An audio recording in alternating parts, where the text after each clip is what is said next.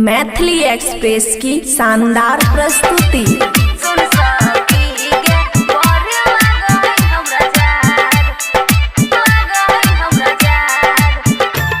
खुशी recording studio बलुआहा। ठंडा में अंडा से हो छै न जोगार।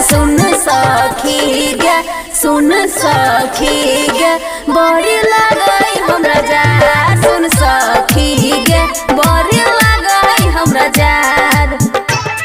मिक्स बाय अमन अक्के।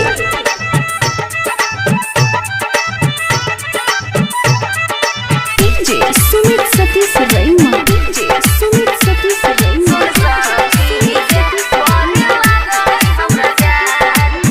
चोली के चीज सखी करई बड़ी हाला। करे के मन हमरा होइए घोटाला। चोली के चीज सखी करई बड़ी हाला। करे के मन हमरा होइए घोटाला।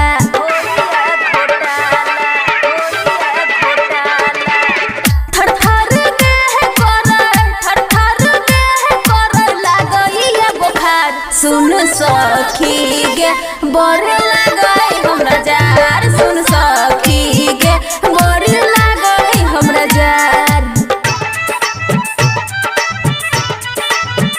खुशी रिकॉर्डिंग स्टूडियो बलुआहा। सुमित सतीश रैमा।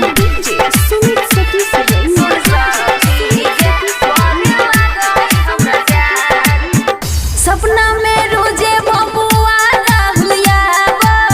बिया के माजा कुआरे भेटाब।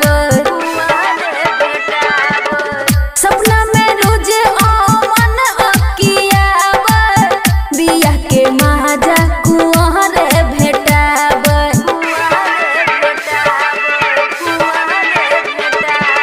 टेंशन से हमर दुखइए कपार। सुन सखी गे बड़ी लगई हमरा जार। सुन सखी गे बड़ी लगई हमरा जार। खुशी रिकॉर्डिंग स्टूडियो बलुआहा।